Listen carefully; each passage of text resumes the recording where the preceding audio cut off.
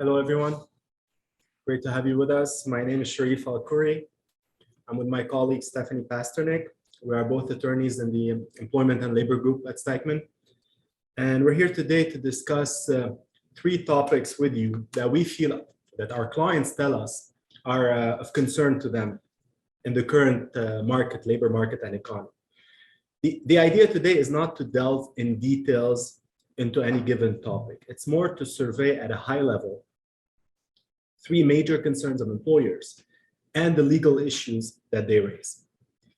Some of these concerns are new, some are old, some are COVID related, some are not.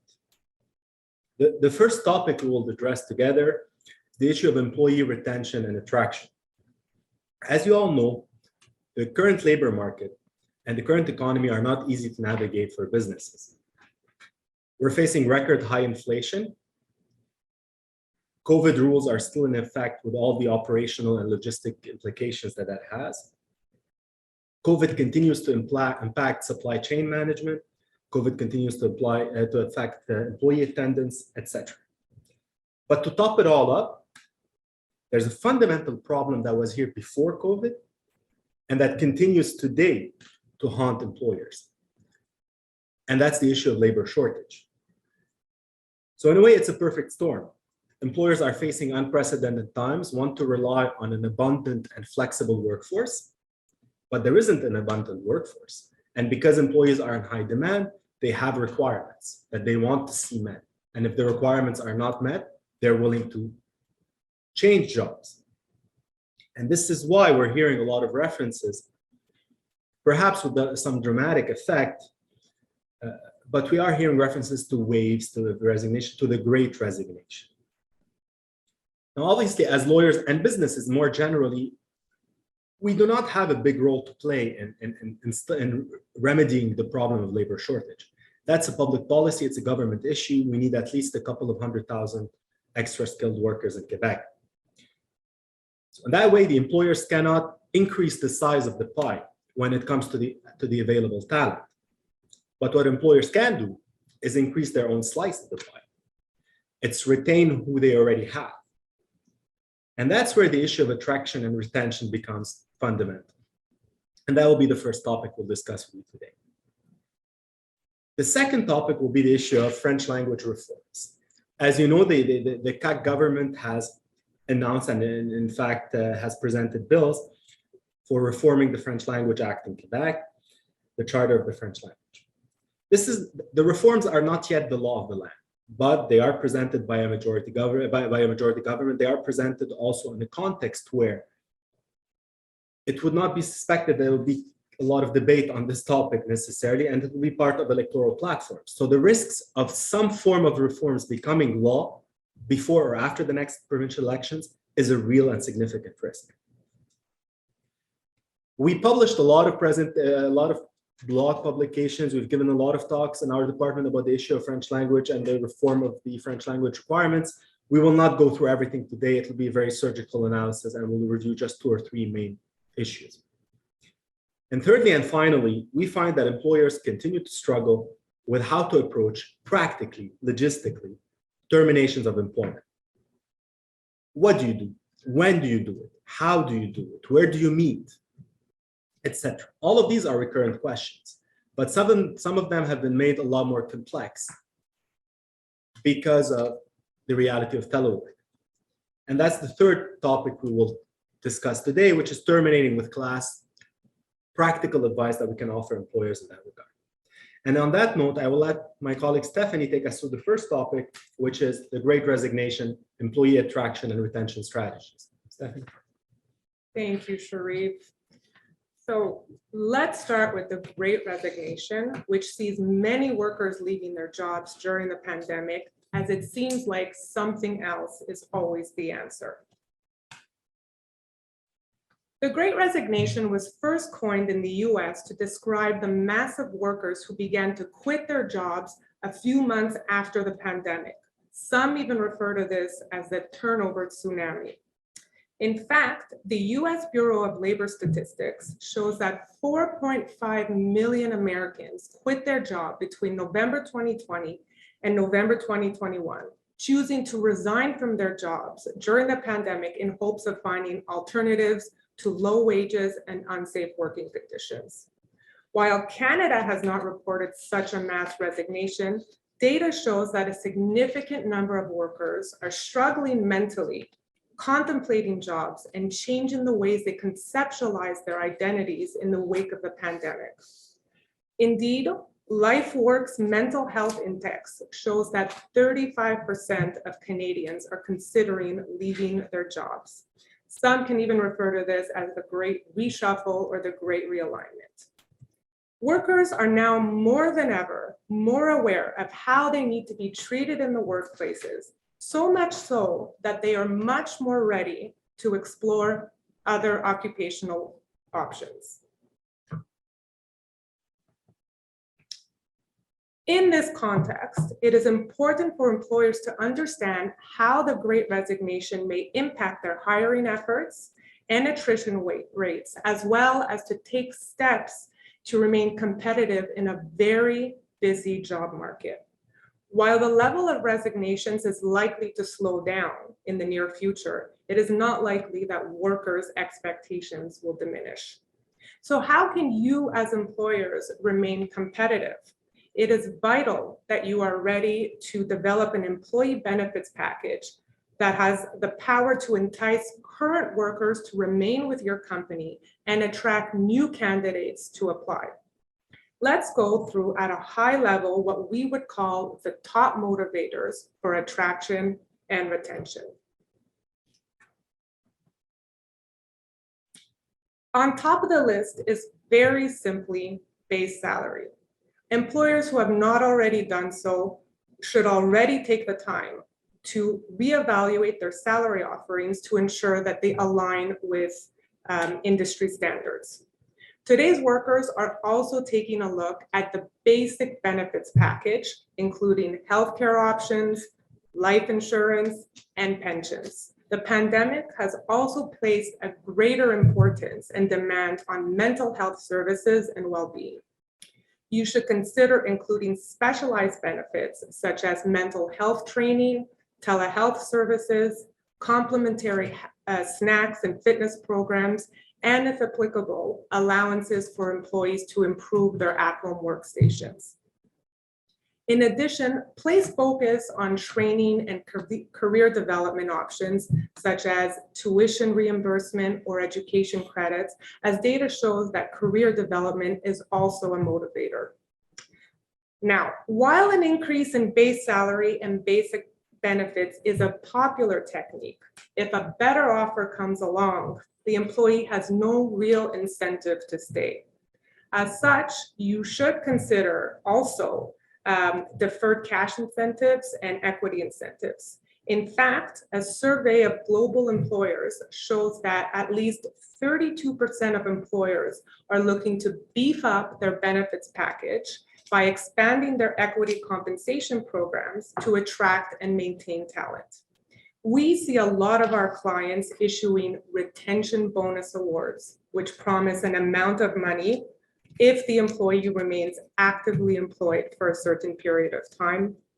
Further, equity participation was typically only offered to upper management, and data shows that we are seeing a trend that employers are offering equity participation to a wider range of employees. We also see some employers offering discounts to employees, allowing employees to buy shares at lower price points, or offering shorter and more flexible vesting schedules. These type of programs provide a strong financial incentive for employees to stay, as obviously their receipt of funds depends on them staying.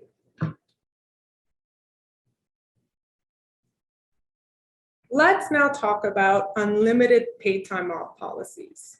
Recently, there has been a trend towards unlimited paid time off. This approach has been adopted by big name companies such as Netflix, LinkedIn, and Workday.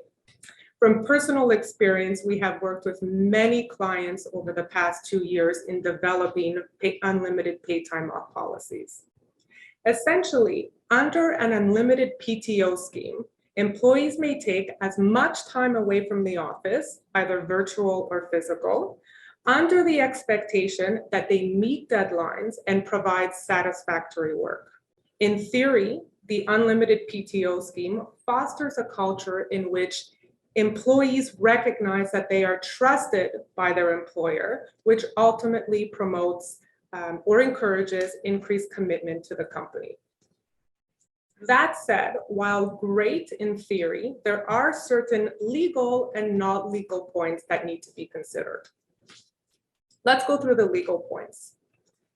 The first is that the policy must be inclusive of an employee's vacation entitlements under applicable employment standards legislation. As you know, employment standards dictate that employees are entitled, depending on the years of service, to 2 or 3 weeks of vacation time and 4 to 6% of gross wages in vacation pay. In no event can an employee receive less than their minimum statutory entitlements. So even though this is an unlimited PTO policy, employers must track vacation time and vacation pay and ensure that these employees are receiving their minimum statutory entitlements. In fact, employers in Quebec have a positive obligation to do this. Another legal point and an issue that we often see is that employers will continue to pay employees their base salary only while on vacation, instead of paying employees their prescribed percentage of wages as per employment standards. Under employment standards legislation, wages may include more than base salary and includes any remuneration that employees received in exchange for work performed, such as bonuses, commission, vacation pay, overtime pay. So by continuing to pay only the base salary, there is a risk that the total amount paid for the vacation days may not equal the requisite percentage of wages required by law. So if the system is used, the employer must confirm the requisite amount of statutory vacation pay has been paid, and if not, ensure that it's been paid. This is typically done in the form of a true-up at the end of the vacation year. On the flip side, you will also want to ensure that gross wages at the statutory percentage are being paid on the vacation time that is the minimum statutory entitlement. In other words, any time over and above the minimum statutory entitlement, you'll want to pay it only on base salary. And you'll want to ensure that the policy makes clear what sort of leaves it covers. For example, the intention is typically not that employees use this policy to cover sick leave.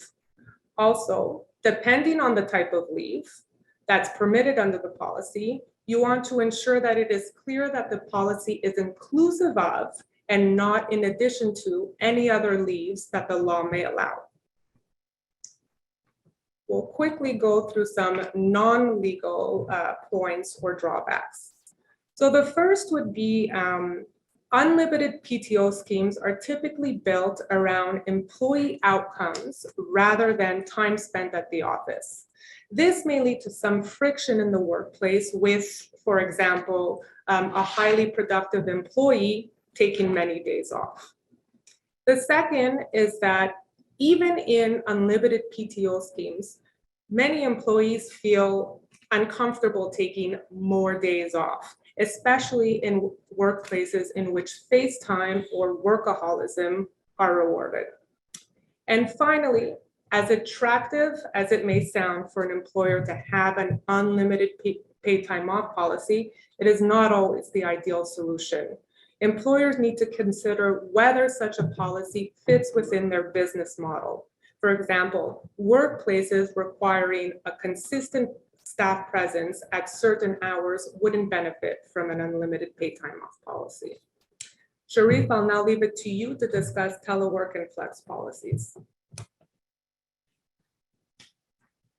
Thanks, Steph. When we talk about telework, the pandemic taught us at least one thing. Telework is not the the Wild West free-for-all apocalypse that some employers and some lawyers feared it would be. It's not a complete bar to productivity. In fact, telework works. And now that telework is no longer mandatory or semi-mandatory, a lot of companies are working to bring back some of their staff to the physical workspace. Very gently, very nicely, through incentives, through events, through free lunches, through social initiatives, through gifts, etc. Companies don't want to push the envelope too far because they are aware that independently of legal requirement, telework is actually a powerful retention and attraction tool, at least in the immediate term. It offers some key benefits. Obviously, employees save the transit time, and that's time that can go towards their family life. It improves work-life balance, provides flexible work hours, a point I will get back to. And it allows more easily for employees to incorporate healthy habits such as physical activity, certain diets, etc., into their work schedule.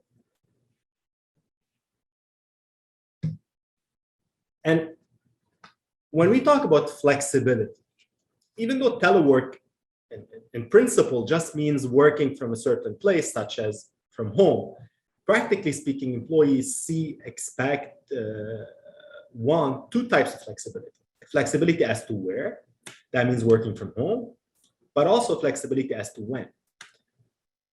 And in fact, telework is often associated with more flexible working hours, or employees can take that time during the day to see their family, drive their kids to school, work a bit more during the evening, etc.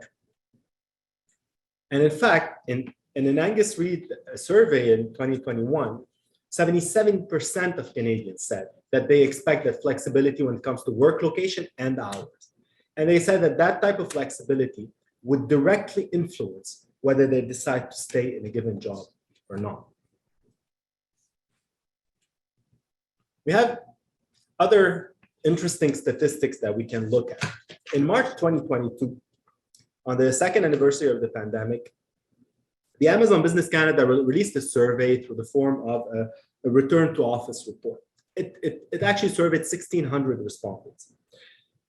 And 43% of Canadian office workers said they're more likely to look for a new job if their current employer mandates a full-time return to the office. In a 2021 study released by Statistics Canada, 80% of respondents said that they would like to work at least half of their hours from home. In that 80%, there was actually 41% who said they would like to work half of their hours, but 39% said they would like to work at least most, if not all of their time from home. So 40% are saying that they would like to work exclusively or mostly from home. Still, there was a good 20% who said they prefer working mostly from the office or exclusively. So what does that tell us? That tells us that obviously employees love telework. Employees love telework very much, but at the same time, there is some resistance. There's a substantial portion, between 20-25% of employees who would rather work exclusively or mostly from the office. The question is why? Because there are challenges to telework. Whether from the perspective of the employer or from the perspective of employees, there are certain challenges to telework. From an employer perspective, there are three main challenges. One, supervision and control. That means that employers, it's obviously not a question of supervising employees to making sure that they're not walking the dog and playing on their PlayStation instead of working. That's not the idea. But even if everybody is acting in good faith, an employer still needs to make sure that the workload is distributed equally. They need to be able to know who's burning the candle on both ends. They need to know who's working more than others, who needs some rest, who should perhaps be incentivized to put in some more time.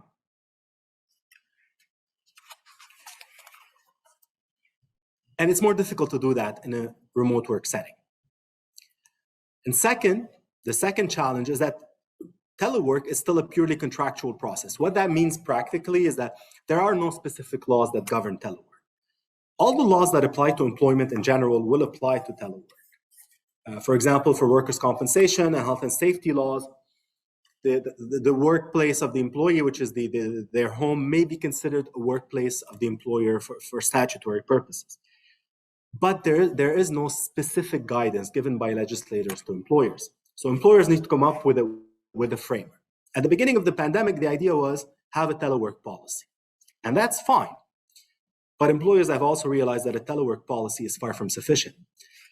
Once telework moves from being an isolated crisis management tool to being integrated, at least in some measure, as a permanent condition of the workplace, employers will need to rethink more than simply having a remote work policy and rethink their general terms and conditions of employment to adapt them to the new reality.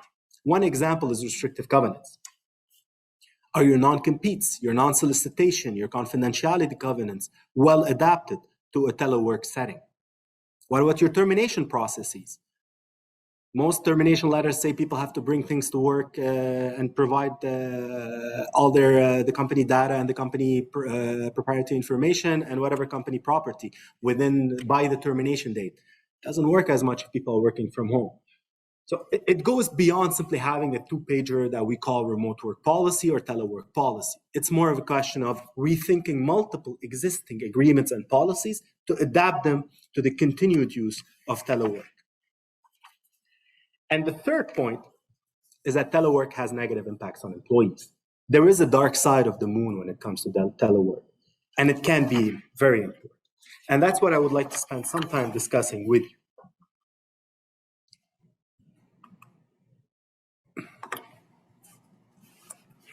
Telework presents some important negative attributes. I would divide it into three categories. One, overwork. Because employers have difficulty making sure that the workload is divided equally, sometimes some people will try to take on too much. Some people will feel overworked. Ironically, we thought that telework was going to mean the end of productivity, but in fact, one of the problems it's raising is overwork of some employees. The second issue that's a recurrent theme is the loss of a team spirit, the loss of a common sense of belonging. Employees don't have a sense of belonging towards their employer. It's not an analytical exercise. An employee doesn't read the values statement and the mission statement of the company to say, I agree with this, therefore I will be loyal to the company. It's an organic process. Employees build connection with the workplace, build connection with colleagues, build connection with superiors. And through those disparate connections, there's a synergy that's created. There's something more important than the sum of the whole. And that's what loyalty is, the common sense of belonging to an organization, to an organization's culture and vision. Well, that's being undermined by telework. And thirdly, there's a sense of isolation and lack of support. Employees do not feel as supported. They feel isolated. That can have an impact on the workplace in terms of employee attraction and retention, but it can also have an impact on the mental health of employees. In early 2022, the Institut National de Santé Publique du Québec, the INSPQ, published a study. The data was mostly collated towards the end of 2021. And there are a few numbers that I found eloquent and that are worth sharing. So first, among the people for whom telework was a negative experience, so taking those people and asking them why was it a negative experience, 28% said the experience was negative because it created a sense of isolation. 23% spoke of a loss of team spirit. 14% spoke of difficulty in organization and motivation. And then taking all the respondents, so everybody, whether they believe telework was positive or negative overall, asking them, what do you think are the negative attributes of telework? So even if you think it's overall positive, what are the inconveniences that you find? Well, 35% said their workload increased.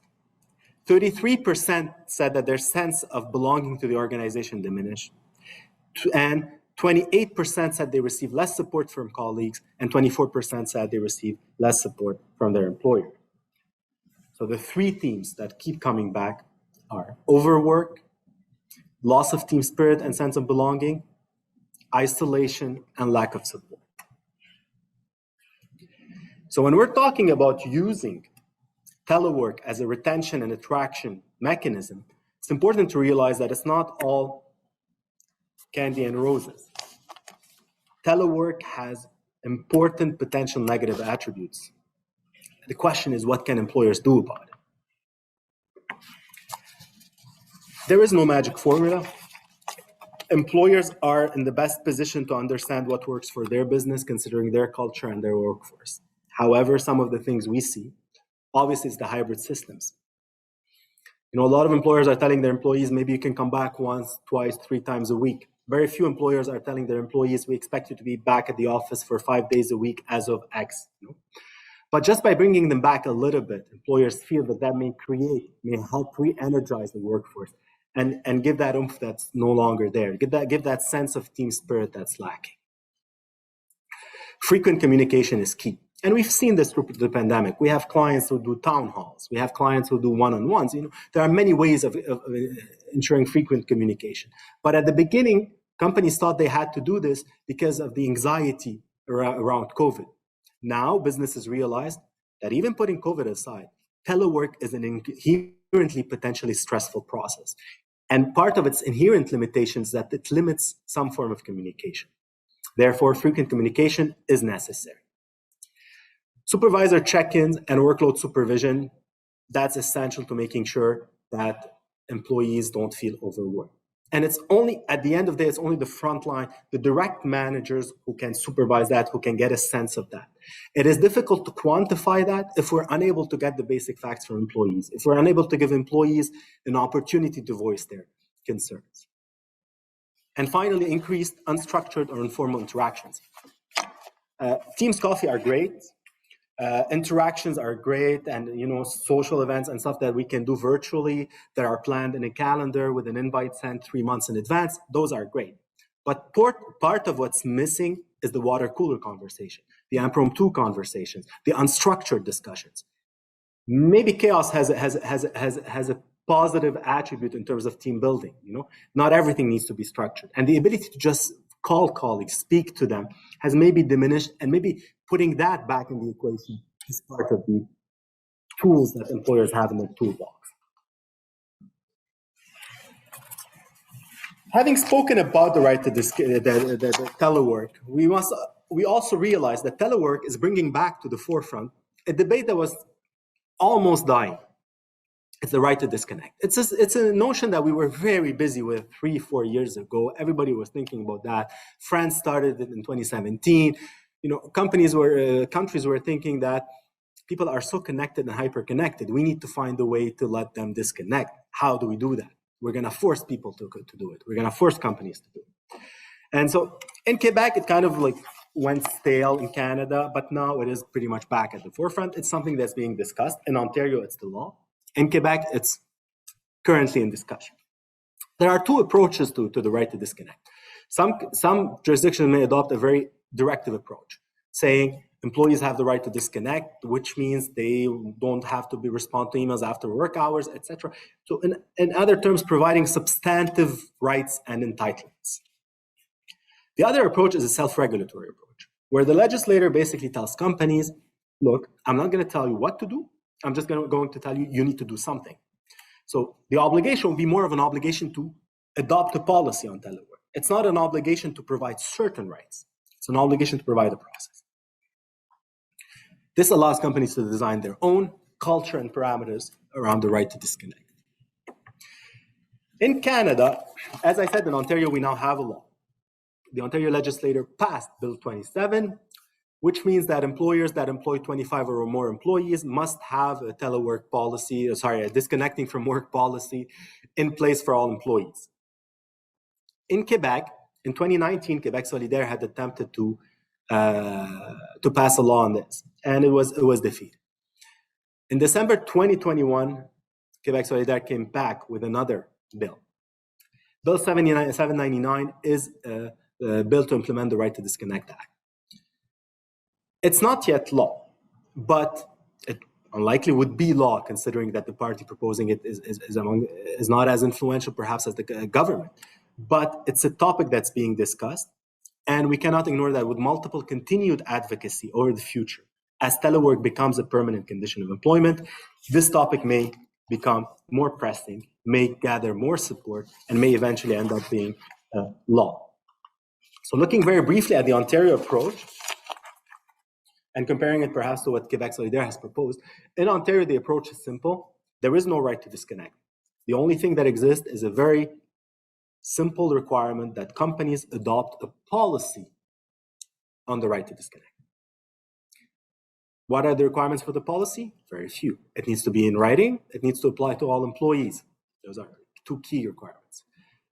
But it does not need to apply to all employees in the same way, which means companies have a lot of flexibility in terms of the rules and they will put in place. So Ontario has clearly opted for a self-regulatory approach.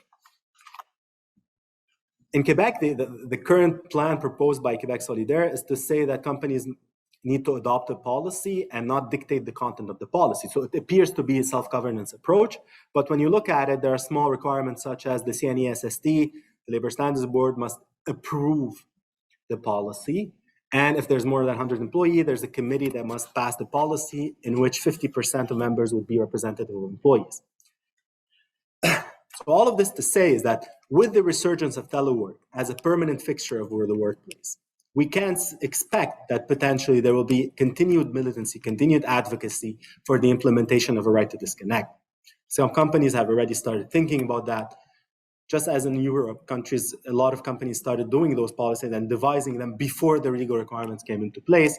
I think what happened in Ontario is perhaps a call for all employers across Canada to start at least thinking and reflecting on where they would go if the future conditions on this are evolved and if there are laws that are adopted.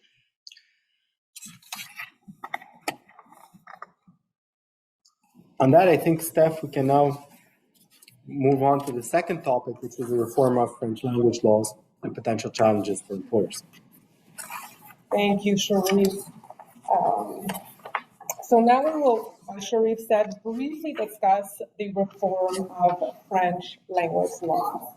So as Sharif indicated earlier, today's presentation is a very high-level discussion to provide you with the appropriate reflexes and have yourself ask questions.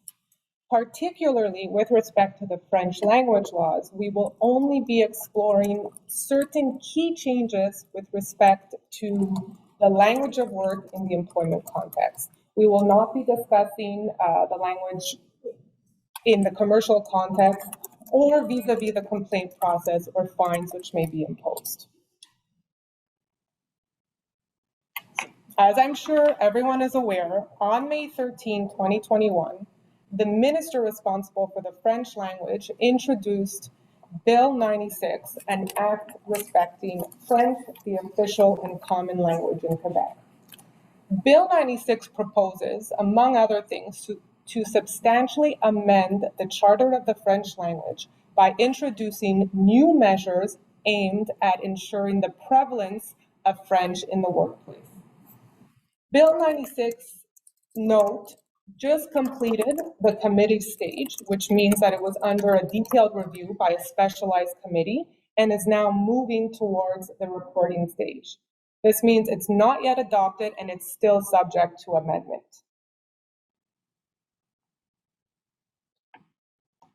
Let's review some proposed changes with respect to communications.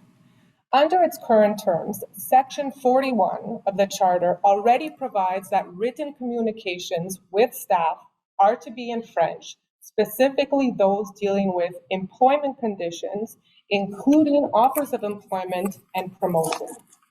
Bill 96 explicitly extends this obligation to the following: written individual employment contracts, offers of transfer, documents on any condition of employment, written communications, including those following the termination of employment, except if the employee specifically requests a non-French version, employment application forms, and training documents created for employees.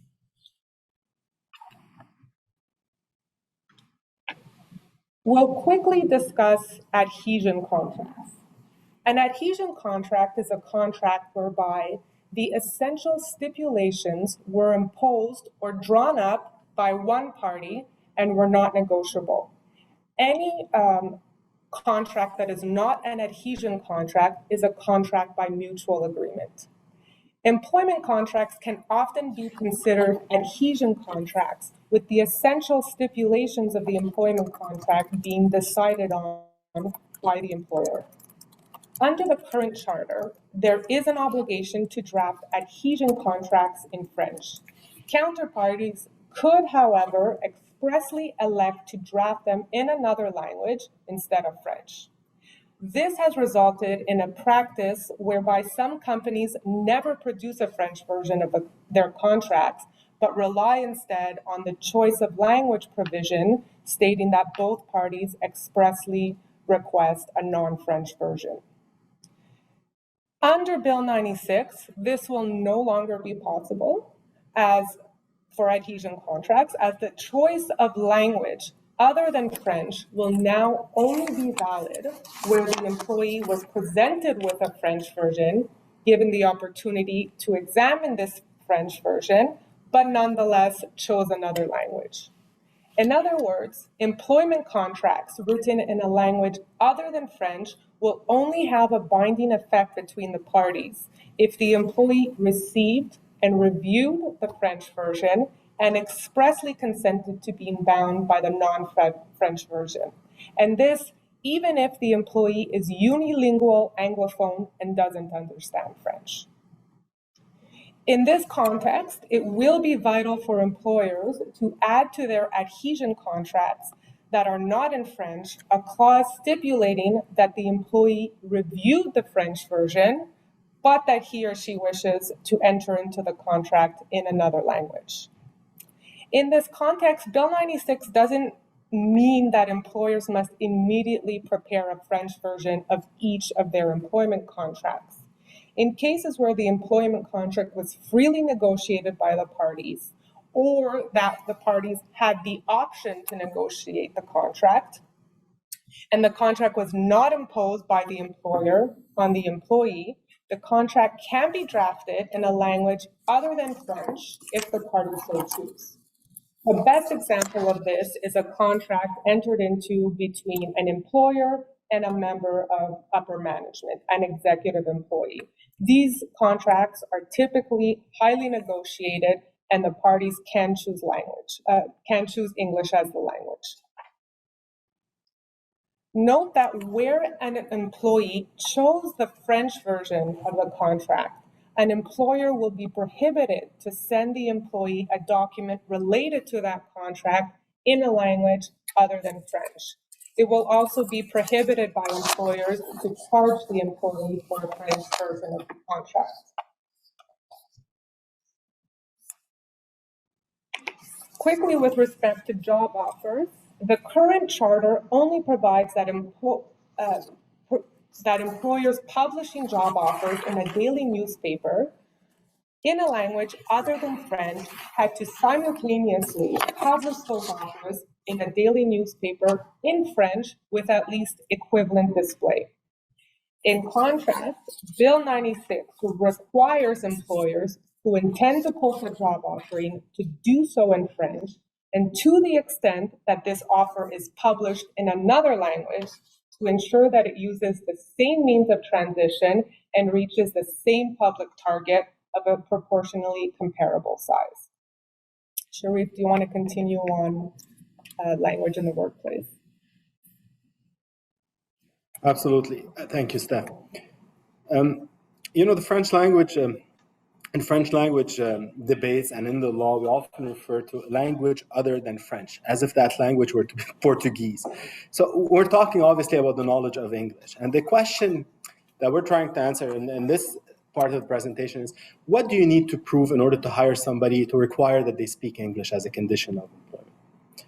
The current test is simple. If you want the candidate to know English as a condition of their hire, well, you need to make sure first that the actual responsibilities of the job require knowledge of English. If doing the job requires knowing English, well, then you can impose that as a condition for somebody to be hired. Makes sense. But at the same time, maybe it's not the most robust of processes and tests out there. The legislator, realizing that, added a requirement, and that's part of the reform that's proposed. in Section 46. And what the reform would do is add a requirement on top of making sure that English is required by the actual position and the responsibilities of that position. The employer must also take all reasonable means to avoid imposing the knowledge of English as a requirement. So first, you must make sure that it's required by the nature of the responsibilities, but two, an employer must take all reasonable means to avoid getting there in the first place and to see if there's a way to hire somebody without imposing that requirement. So what does reasonable means mean? For good or for bad, we do have some direction on what that means.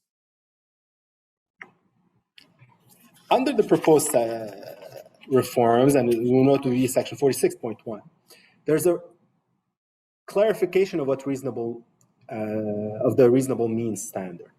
Essentially, employers have to meet three requirements, all three. If one of those is not met, then the employer would have been presumed to have failed in demonstrating that they've taken all reasonable means to avoid imposing the knowledge of English as a requirement. The first step is assessing the actual language needs associated with the duties to be performed. That's something that's currently done. It's naturally done for any position, but it's something that would probably need to be much more robust and documented under the new laws. Assessing what are the actual language needs associated. Does this position actually require knowledge of English? How? And how do these responsibilities of the role actually dictate that requirement? Number two, an employer must make sure that the language knowledge already required from other staff members is insufficient for the performance of those duties. Obviously, if you need to hire somebody, you have a workforce that you have a sales force of 20 sales reps. One of them is bilingual. They leave, you need to replace them. They service a mostly Francophone territory with a couple of cities in Ontario that are Anglophone. Well, then do you really need to hire somebody who's bilingual? Could the territory of that person be readjusted so that their replacement can be only Francophone, and then the rest of the territories be provided to another sales rep who is already Anglophone? So can you rely and leverage on the knowledge, the language knowledge, the language skills of your other members of the workforce in order to fix and reduce that gap, and in order to no longer need to hire somebody who knows English? That's the kind of question you have to ask yourself. And three, employers must restrict as much as possible the number of positions involving duties whose performance requires knowledge of, or a specific level of knowledge of a language other than the official language, again, of English. Now, what does this mean?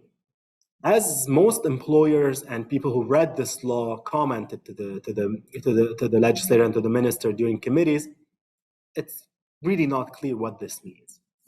And so the minister actually offered some clarifications during debate and said, obviously the requirement is not that for this to be disruptive to operations. In no way are we expecting, for example, companies to fire somebody just because they need to meet different language requirements, to terminate people. That's not the idea. However, there may be some movement of tasks or reorganization that may be needed as part of this process. So companies don't completely need to change their organization, but maybe some reorganization and movement of tasks is needed. So again, that begs the question, what does that mean? To what level are companies required to do this? How burdensome will this be? How feasible will it be? Those are all questions that we don't have the answers to now. We don't know how this will be interpreted exactly. We don't know how this requirement will evolve through debate and eventually through regulations, through case law, etc. But what we do know is that when companies hire people, they often hire people with urgency to fill gaps. There's no time for holistic linguistic analysis at that point. Therefore, the companies who will adopt a proactive approach, who will continuously adopt a strategic approach where they have a clear understanding of positions that require the use of English in the company, within departments, how that impacts, have a broad, clear strategic vision of the use of English in the workplace. This kind of effort in advance will make it much easier to comply with the requirements of the French language when making punctual replacements and hires. In other terms, you cannot start from the specific to meet the requirement. The companies that are the most likely to be compliant are those that start from the general, have that understanding, put in place those safeguards, and then proceed to give in hires within that general framework.